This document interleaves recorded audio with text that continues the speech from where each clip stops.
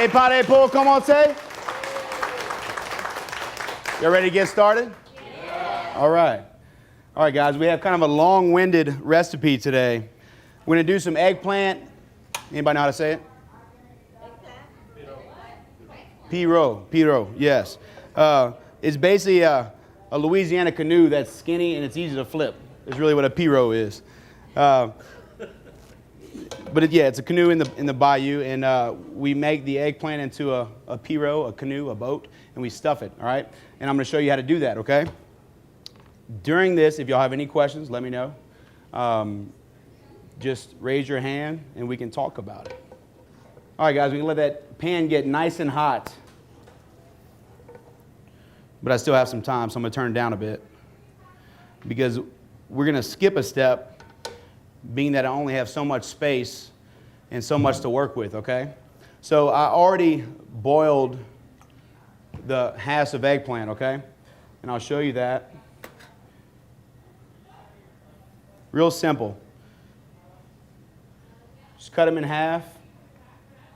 Bring some water to a boil. And then you're going to boil it for about 10 minutes. A little trick you can do is put a saute pan. You have a nice sized pot. Put a pan or something on top of it so that eggplant stays submerged. So all the eggplant is cooked evenly.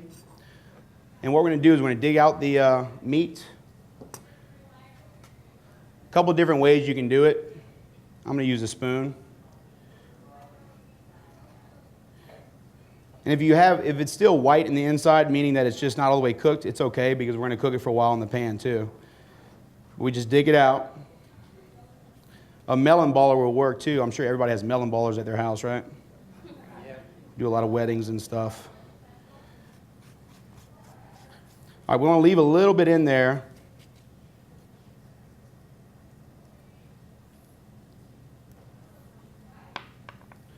All right, I have a sheet pan.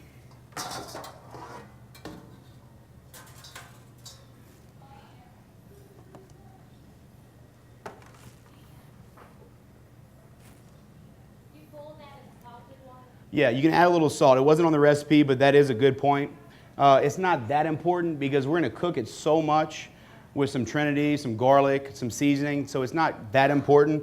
The reason why you use salt, it's a chemical reaction with the chlorophyll in the plant itself. It'll bring out the natural colors and also to add some flavor to it. But so it's not really necessary in this recipe, but if you want to, you can.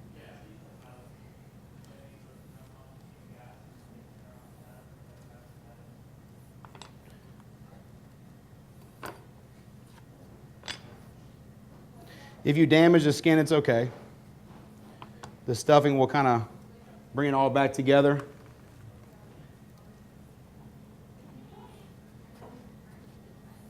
And this is a traditional South Louisiana dish, guys. We use a lot of eggplant. My grandfather always grew a garden, and the thing I remember the most was these big eggplants growing from it. It was pretty cool.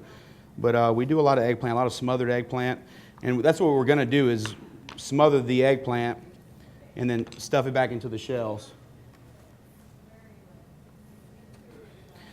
When I'm making the recipe, it's going to be like, wow, that's a lot of garlic, that's a lot of onions, that's a lot of bell peppers and stuff, but at the end you'll see, because I have a lot of seafood to add to it, and we're going to cook it down a good bit, so.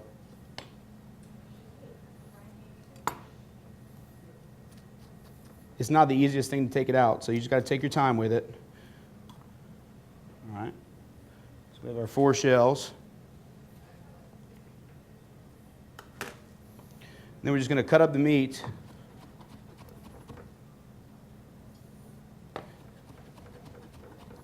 Make sure you use the claw method so you don't cut your finger. Everybody know what the claw method is? See how my thumb's behind my fingers? So it really doesn't what I do. I can't cut it.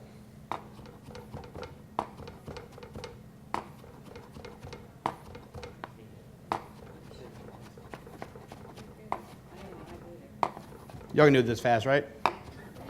This is how you guys cook at home, right? I have a joke with newbies in the kitchen that really haven't cooked that much, and I asked them to do some brunoise veg or some small dice, and it takes them about an hour and a half, and I said, you cut like a housewife, you really do. They don't really like that, but they improve pretty quickly. All right, so we'll put the eggplant in the olive oil, which is nice and hot now. Make sure I don't splash anybody.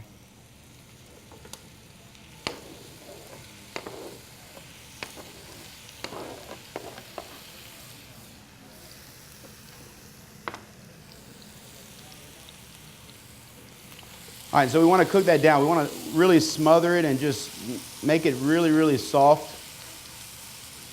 And the more we cook it, the more flavor we're going to get out of it. The eggplant's one of those things, it's really bitter.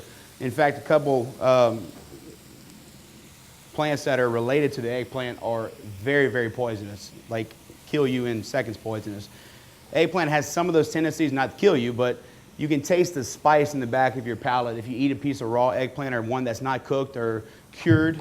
And it's just the seeds and the pectin in the seeds that kind of give you that. So we want to cook that out. So we want to smother it for a while.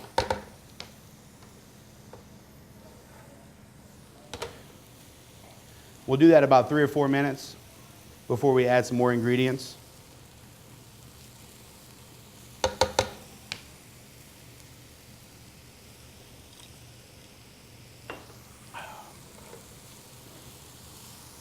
I'll go over some more of my ingredients right now. All right. So I just took some baby shrimp.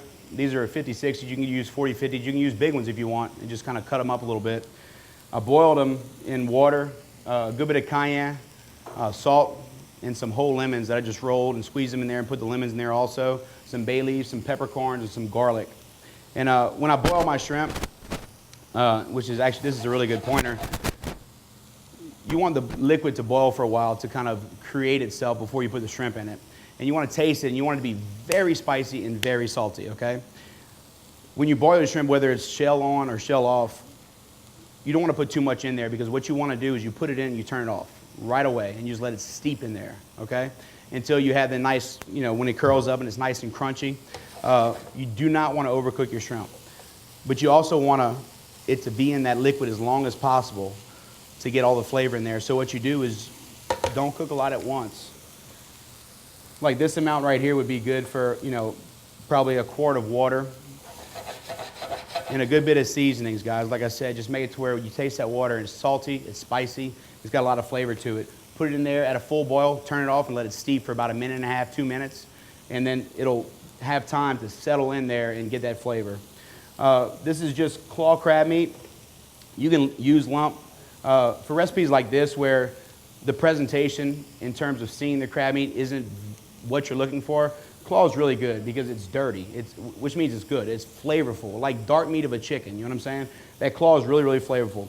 We have some panko breadcrumbs, some Parmesan cheese. The third, fourth, fifth ingredient is right here. It's a trinity. It's the onion, celery, and bell pepper, okay? Some minced garlic, some cayenne. Our Creole seasoning, which if you've been here before, you probably have our Creole seasoning recipe.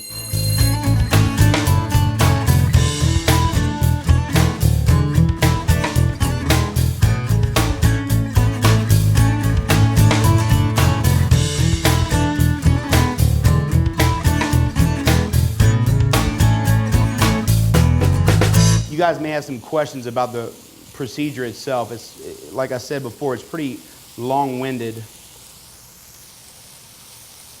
but I'll simplify it for you guys as much as possible. All right, so we want to get the trinity in there.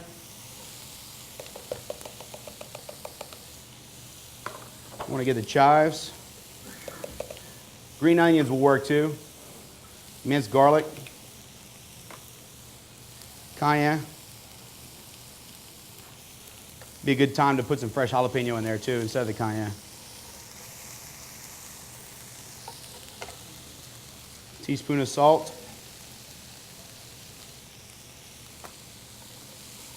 This is a extremely aromatic recipe.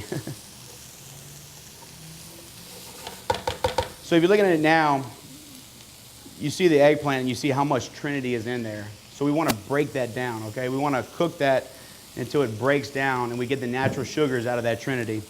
And that way it'll lend itself to the dish. So we got to cook it down for a while.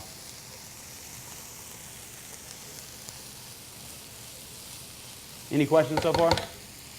Yes, ma'am. The jalapeno and the Parmesan cheese, are those traditionally Creole ingredients? Yeah, definitely Creole. Cajun, not so much, but Creole, yes. Creole is a melting pot. Spanish, Italian. Some of the best food, some of the best Italian food in the nation is in New Orleans, because there's a lot of Italian immigrants there, and they get to use andouille, crawfish, crab meat, that kind of stuff. So it's a good mixture of stuff. So yeah, in New Orleans, yeah. Lafayette, not so much. I mean, oh yeah, definitely chilies. We use probably more Tabasco peppers, but there's a lot of jalapenos there too. Another good addition to this recipe would maybe be some tasso or some andouille to add a little bit of pork fat to it. I'm all about the pork fat, so that would be a really good additive in this recipe.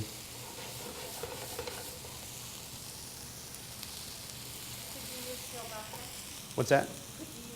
For sure, yeah. Any sausage made with pork has enough fat to lend some goodness to it.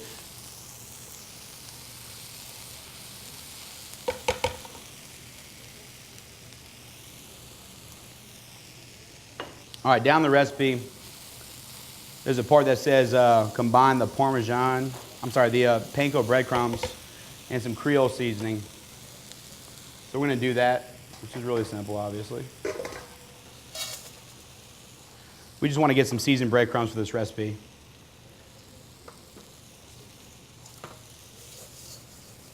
Yay, how about a round of applause? Is that good? You got it? Thank you so much. Thank you so much. I feel like I did something today.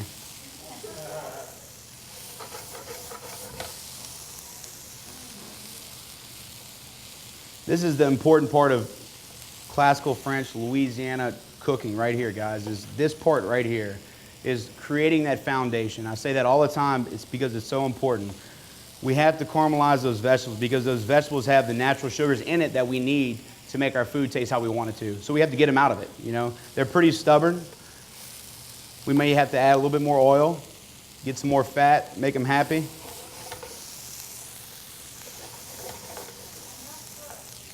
What's that? Yeah, like I said, this is a very aromatic dish. Very, very aromatic.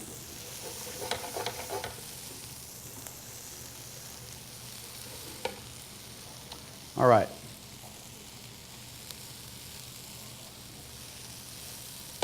Okay, let's just say it's done, guys. All right, I'm going to set that. Actually, I'm going to leave it right here.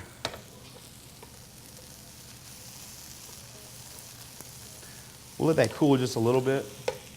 I'll put it in this cold bowl to cool it a little bit.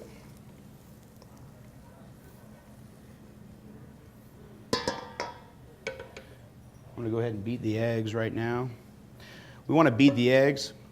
Really, basically, when you beat eggs, whether you're making scrambled eggs or a flan or creme brulee or creme anglaise or ice cream, we're adding air to the eggs. And it's going to help really make the stuffing kind of expand a little bit, and have some chew, okay? If we would just put the eggs in there, we would lose a little bit of the lecithin. Lecithin is a natural thickener in the egg yolk. And when you put some air into it by whisking it, you kind of stabilize it, therefore stabilizing the recipe, stabilizing the stuffing. You should always beat the crap out of your eggs when you're scrambling them. Don't add any cream, milk, or anything to them. You just beat them for a while until they turn almost white. And then you'll have fluffy scrambled eggs.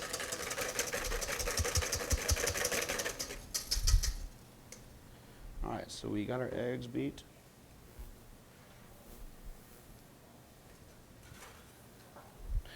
I'm going to go ahead and add my seafood. I told you earlier about, there's a lot of garlic and Trinity in there. It's because we're putting a half a pound of shrimp and 1 pound of crab meat. So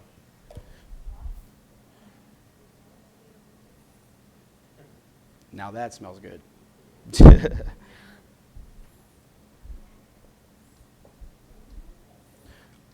This is a very, very classical South Louisiana recipe. It's actually half my grandmother's and half Emerald's So.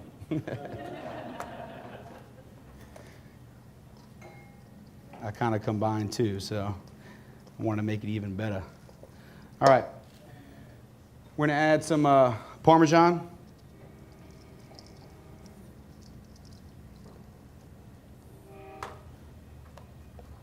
We're going to add some seasoned breadcrumbs.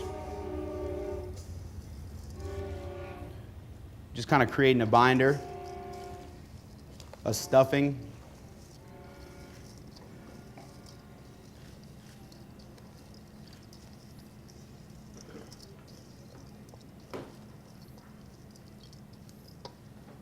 This is a good time to adjust the seasonings. I'm a pro, so I know what it tastes like before I have to taste it, so I'm going to add some seasoning to it. But just taste it before your guests do. You want to know what it tastes like, you know? One way to do that. All right, so we dried it out a little bit, so let's put the egg in there.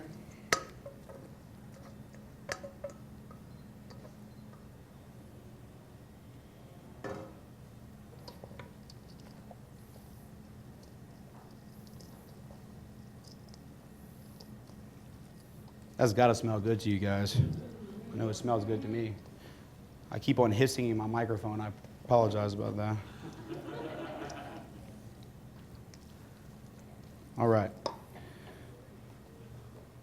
We're going to take some Parmesan into the seasoned breadcrumbs that we made earlier. Mix that together. Take our eggplant shells. I don't go as far as Emerald in terms of seasoning everything like salads. That dude seasons his salads, but season everything, guys, okay? This is a part of the dish, something they might eat, they might touch their mouth. You want it to taste good, okay? So we're going to season this. A little kosher salt. I'm going to put some extra virgin olive oil on these. Rub it in. Take care of your food, guys. Take care of it. Treat it like a woman. You know what I'm saying? All right.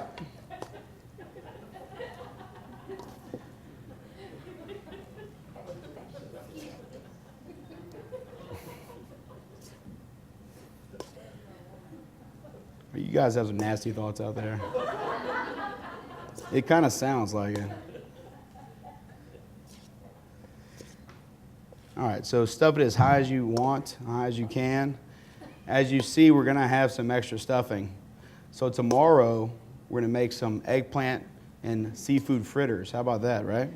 Yeah. It'll be nice and cold tomorrow. It'll be easy to cake up. Little panko breadcrumbs on each side. Seared in a Teflon pan with some clarified butter, some extra virgin olive oil. And we have some eggplant. In fact, let's say roasted eggplant and seafood fritters. How about that?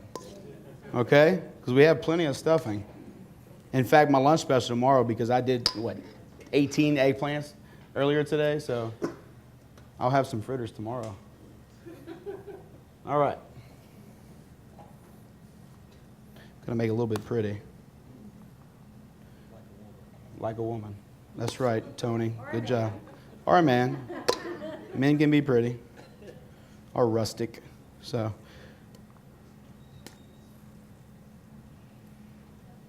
All right, so we're going to take that seasoned breadcrumb Parmesan mixture.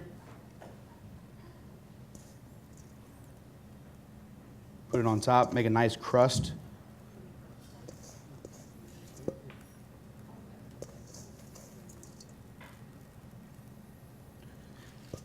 If I had an oven, guys, I'd bake it, but I don't. It's back there, so that's what I got to go do now. But this is eggplant pirogue, guys.